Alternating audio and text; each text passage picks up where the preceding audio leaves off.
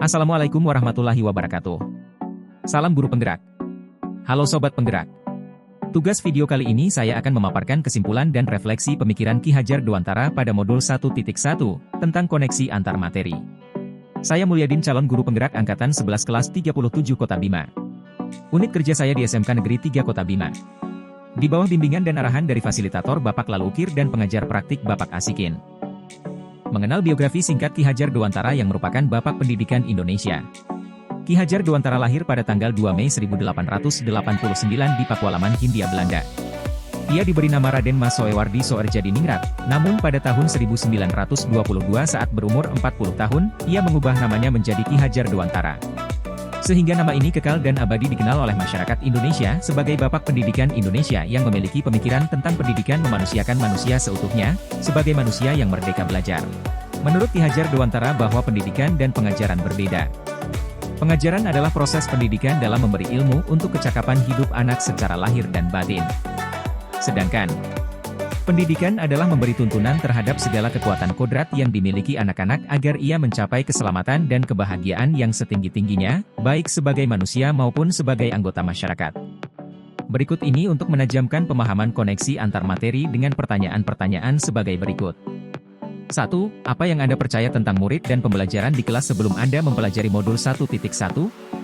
Sebelum mempelajari modul 1.1 tentang pemikiran Ki Hajar Dewantara, pembelajaran yang saya lakukan hanya sebatas 1. Mengejar kepentingan ketuntasan dalam menyampaikan materi daripada memahami kondisi dan karakter anak. 2. Saya hanya berusaha bagaimana materi pelajaran dapat ditransfer kepada murid karena banyaknya jam pelajaran yang saya ampuh di masing-masing kelas. 3. Saya lebih fokus menjadikan murid hanya sebagai objek pembelajaran. 4. Saya hanya memusatkan pembelajaran pada guru atau teacher center. 5. Saya tidak memperdulikan apakah murid sudah benar-benar paham atau tidak selama proses belajar, karena menurut saya sebagian murid sudah memahaminya maka saya bisa simpulkan mereka sudah paham. 6. Saya lebih banyak menuntut murid untuk menyelesaikan tugas sesuai waktu yang sudah saya tetapkan. 7. Saya tidak begitu memperhatikan bagaimana hasil kerja murid yang menyelesaikan tugas belajarnya, karena bagi saya sudah cukup mereka sudah mengerjakannya saja.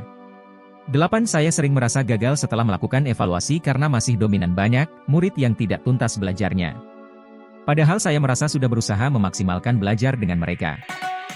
Namun setelah saya mempelajari modul 1.1 tentang pemikiran Ki Hajar Dewantara, saya menyadari bahwa apa yang saya pikirkan dan saya lakukan selama ini tidak tepat. Sobat Guru Penggerak. Berikut ini pertanyaan kedua, yaitu apa yang berubah dari pemikiran atau perilaku Anda setelah mempelajari modul 1.1 ini? Setelah mempelajari modul 1.1 saya menyadari bahwa saya seharusnya melakukan proses pembelajaran secara menyeluruh yang meliputi semua aspek pembelajaran seperti 1. Kognitif 2. Afektif 3. Psikomotor 4. Spiritual 5. Sosial 6. Budaya. Sebagai seorang guru saya harus menjadikan murid sebagai subjek pembelajaran yang meliputi aspek 1. Kebebasan berekspresi 2. Mengemukakan pendapat dan 3. Berkreasi. Kemudian sebagai seorang guru saya juga perlu memotivasi diri untuk menjadi guru sebagai fasilitator pembelajaran, kemudian yang juga harus menjadi pribadi guru yang ikhlas, penuh kesabaran dengan segala ketulusan hati. Dan saya harus mempelajari karakteristik setiap murid karena mereka dilahirkan dengan keunikan dan kelebihan masing-masing.